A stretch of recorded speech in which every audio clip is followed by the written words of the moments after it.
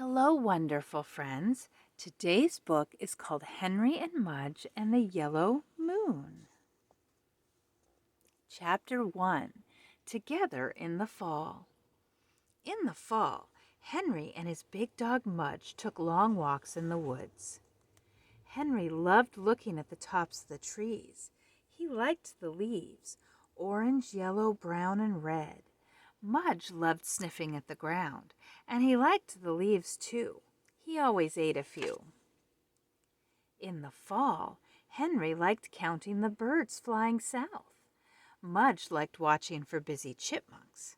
Since one was a boy and the other was a dog, they never did things just the same way. Henry picked apples and Mudge licked apples. Henry put on a coat and Mudge grew one. And when the fall wind blew, Henry's ears turned red and Mudge's ears turned inside out. But one thing about them was the same. In the fall, Henry and Mudge liked being together most of all. Chapter 2 Under the Yellow Moon. Henry loved Halloween. He loved to make jack-o'-lanterns. He loved to make paper bats. And most of all, he loved to dress up. But there was one thing about Halloween Henry did not like: ghost stories. And Henry's mother loved to tell ghost stories. Every Halloween, she put on her witch's hat, lit candles, and told ghost stories. She thought Henry liked them because he told her he liked them, but he really hated them. They scared him. He was afraid to tell her that. But this year Henry had Mudge. Mudge would be with him. Henry would not be afraid of the ghost stories. So Halloween night, Henry's mother put on her hat and lit her candles. She invited Henry and Mudge and some of Henry's friends to listen to ghost stories. It was dark outside. A big yellow moon was in the sky.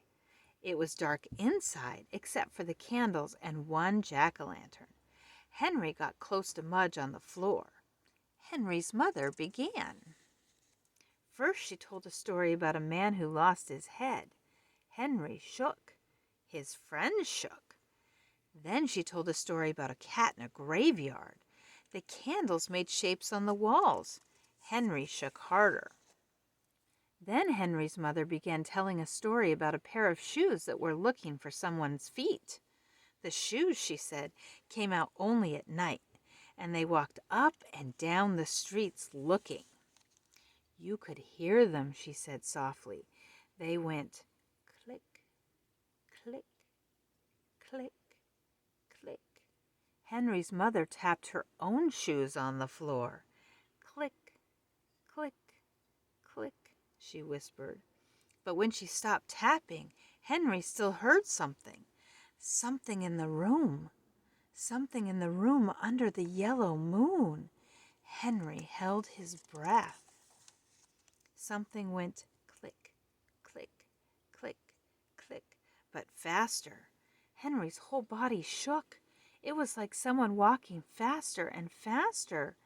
Click, click, click, click, click, click. What was it? Henry's mother bent down. Mudge, she said. Henry knew his mother was scared too if she needed Mudge. Mudge, she said again.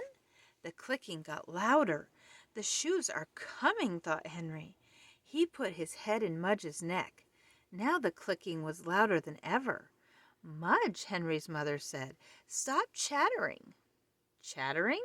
Henry put his ear near Mudge's mouth, and Mudge's teeth went click, click, click, click, click, click. It wasn't a pair of shoes. It was Mudge, and he was more scared of the yellow moon and the dark room and the witches' stories than anyone else. Poor Mudge, thought Henry. Henry stopped shaking and put his arms around Mudge's big head and held Mudge tight. Then they listened to the next story about a chair that rocked all by itself. But Mudge clicked all the way to the end. Chapter 3 Thanksgiving Guest. In November, Henry's Aunt Sally always came.